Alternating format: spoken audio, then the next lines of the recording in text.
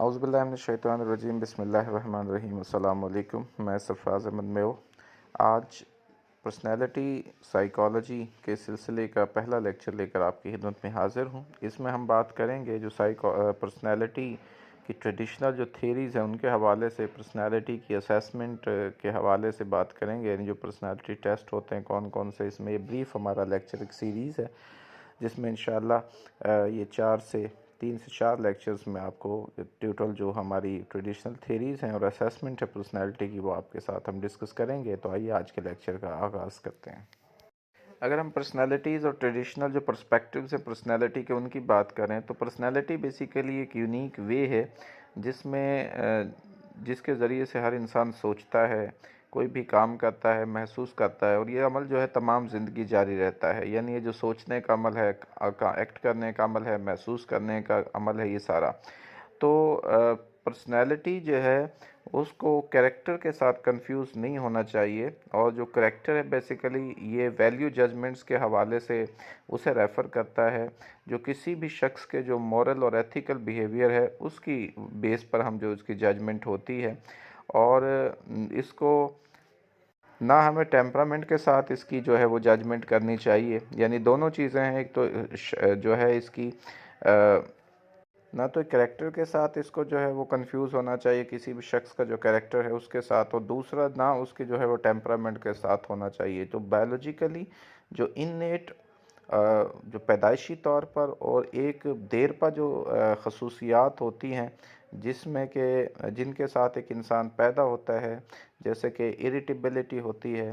यानी इरिटेशंस का वो अडेप्टेबिलिटी होती है किसी भी सोसाइटी के साथ, जो एडजस्टमेंट होना, ये दोनों जो कैरेक्टर्स हैं, दोनों जो चीज़ें हैं यानी जिनमें कैरेक्टर और टेम्परामेंट हैं, ये वाइटल पार्ट हैं पर्सनैलिटी के। जबकि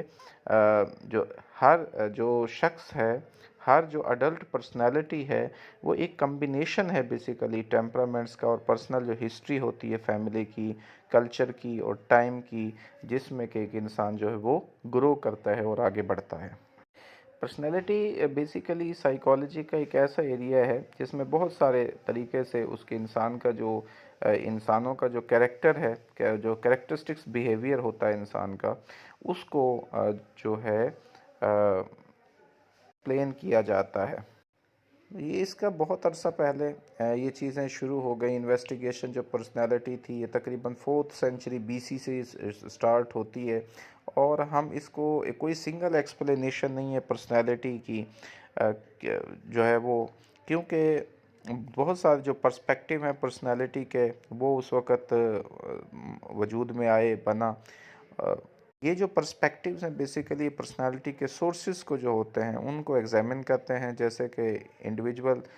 जो बिहेवियर टेंडेंसीज़ होती हैं, यानी जो अफराद की किरदार की जो सलाहियतें होती हैं, या सिचुएशनल जो वेरिएबल्स होते हैं,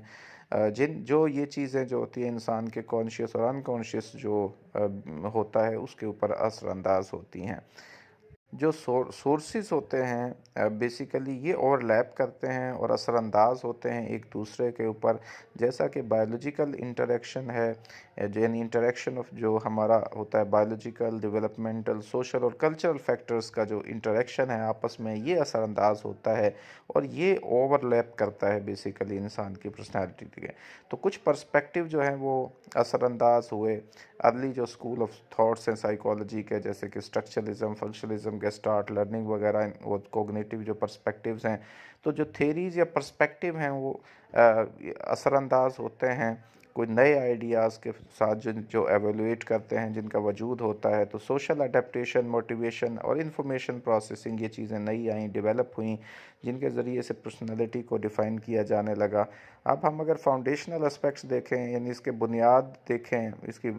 जहाँ से इशू, तो हम फोकस करेंगे बहुत सारे जो ट्रेडिशनल पर्सपेक्टिव्स हैं पर्सनैलिटी के, उनके ऊपर। सबसे पहले जो हम बात करते हैं साइकोडायनेमिक पर्सपेक्टिव हमारा है। साइकोडायनेमिक पर्सपेक्टिव जो है एक बिगनिंग थी जो सेगमेंट फ्राइड का काम था, और आज भी ये एग्जिस्ट करता है, आज भी इसका वजूद है। और जो इसका मेन फोकस है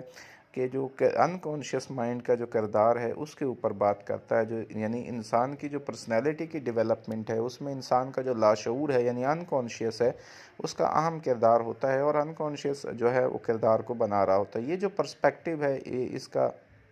हमारे जो बायोलॉजिकल कॉजेज़ हैं पर्सनैलिटी डिफरेंसेस के हवाले से, उन पर भी बहुत ज़्यादा ये फोकस करता है। दूसरा जो है वो बिहेवियरल पर्सपेक्टिव है, ये बेस करता है जो लर्निंग की थेरीज़ हैं उनके ऊपर, और ये अप्रोच जो है फोकस करती है जो एनवायरनमेंट का इफ़ेक्ट है बिहेवियर के ऊपर, उसके असर को ये देखती है कि जो इफ़ेक्ट है एनवायरनमेंट का बिहेवियर के ऊपर वो बहुत ज़्यादा उस पर फोकस करती है, जैसे कि यहाँ पे बयान किया गया है। और आगे हम इसकी डिटेल भी जब पढ़ेंगे तो उसमें जैसे कि जो सोशल कॉग्निटिव थ्योरी के एस्पेक्ट्स हैं वो है इंटरेक्शन है, दूसरा दूसरों के साथ जो इंटरेक्शन होता है, लोग मिलते जुलते हैं, या पर्सनल जो थॉट्स होते हैं, थॉट्स प्रोसेस इंसान का होता है, ये सारे लर्निंग पे भी असरअंदाज होते हैं और इंसान की पर्सनालिटी के ऊपर भी ये चीज़ें असरअंदाज होती हैं। यानी सिंपल वर्ड में हम कहेंगे कि जो साइकोडायनेमिक पर्सपेक्टिव है ये अनकॉन्शियस माइंड के ऊपर फोकस करता है, यानी हमारी पर्सनैलिटी को बनाने में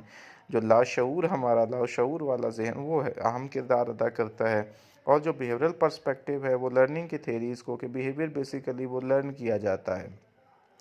चाहे वो सोशल कॉग्निटिव थ्योरी के ज़रिए हो या लोगों के साथ इंटरेक्शन के, या इंसान की जो पर्सनल थॉट प्रोसेसेस होते हैं वो ज़ाती, यानी इंसान की जो सोचने समझने की सलाहियत होती है, ये सारी चीज़ें उस पर असरअंदाज होती हैं। बाद हम ह्यूमनिस्टिक पर्सपेक्टिव की बात करें तो ये पहली दफ़ा जो है साइको एनालिटिक जो स्कूल ऑफ थॉट था बेसिकली उसके रिएक्शन के तौर पर ये वजूद में आया, और इसमें जो बिहेवियरिस्टिक पर्सपेक्टिव है ये फोकस करता है कि जो हर पर्सन का जो कॉन्शियस लाइफ एक्सपीरियंसेस होते हैं उनका अहम किरदार होता है, और जो चॉइसेस इंसान बनाता है अपनी लाइफ के अंदर, ये पर्सनालिटी डेवलपमेंट में अहम किरदार अदा करती हैं। हम डिटेल में पढ़ेंगे कि इसमें कार्ल रॉजर है, और उसके बाद हमारे जो इब्राहम मैस्लो की जो थेरीज़ हैं वो किस तरह से थेरीज़ ऑफ पर्सनैलिटी वो असरअंदाज होती हैं पर्सनैलिटी को बनाने में।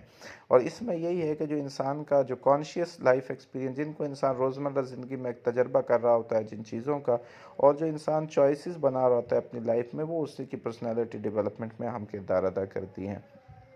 चौथा जो पर्सपेक्टिव आता है जिसको ट्रेड पर्सपेक्टिव या ट्रेड थियरीज ऑफ पर्सनैलिटी कहा जाता है, ये पहले जो तीनों है ना उनसे डिफ़र करता है, उनसे मुख्तलिफ है अपने बेसिक गोल्स के हवाले से। जो साइकोडायनेमिक, बिहेवियरिस्टिक और ह्यूमनिस्टिक पर्सपेक्टिव हैं ये बेसिकली जो कॉजेज़ हैं पर्सनैलिटी उनके प्रोसेस को बयान कर रहा है कि क्या कॉजेज़ हैं जो बना रही हैं एक यूनिक कैरेक्टरिस्टिक्स को, जबकि जो ट्रेड थियरिस्ट हैं वो मोर कंसर्न्ड है एंड रिज़ल्ट के ऊपर, कि उनका एंड रिज़ल्ट क्या होता है, ट्रेड्स क्या बन रहे होते हैं, जो कैरेक्टरिस्टिक्स यानी जो चीज़ें हैं वो क्या बन रही हैं, यानी वो पर्सनालिटी की जो कॉजेज़ उनका पता लगा, प्रोसेस जो कि पर्सनालिटी के लिए कॉज कर रहा है और एक यूनिक जो कैरेक्टरिस्टिक्स को बना रहा है वो। लेकिन यहाँ पर जो ट्रेड थियरिस्ट हैं ये इनका जो मोर कंसर्न है वो है एंड रिज़ल्ट के ऊपर, यानी जो कैरेक्टरिस्टिक्स खुद हैं उनके ऊपर। जो कुछ ट्रेड थियरिस्ट हैं ये अज्यूम करते हैं कि जो ट्रेड्स हैं बेसिकली जो खसूसियात होती हैं, जो खद ख़ाल होते हैं, जो खूबियाँ होती हैं वो बायोलॉजिकली डिटरमेंट होती हैं,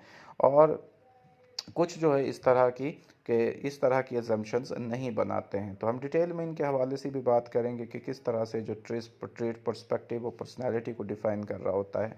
तो ये आज का पहला हमारा लेक्चर है, थेरीज़ ऑफ पर्सनालिटी का पहला लेक्चर, जिसमें हमने आपको ब्रीफली जो है वो पर्सपेक्टिव्स के हवाले से बताया कि किस तरह से ये चीज़ें आती हैं और क्यों हम जो है इनको स्टडी करते हैं। जो थेरीज़ ऑफ पर्सनालिटी हैं ये पर्सनालिटी को डिफ़ाइन कैसे किया जाता है। इंशाल्लाह नेक्स्ट लेक्चर्स के अंदर हम आपको बताएंगे कि किस तरह से हमारे कौन कौन से जो पर्सपेक्टिव्स हैं वो अहम किरदार अदा करते हैं, उनकी डिटेल में हम डिस्कस करेंगे जो पर्सपेक्टिव्स हैं पर्सनालिटी के उनके। तो उस वक्त तक इजाज़त दीजिए, इसको गौर से सुनिए, जितनी भी मैं वीडियोस करता हूँ उनको अच्छा तरह से सुनिए, समझिए और अपने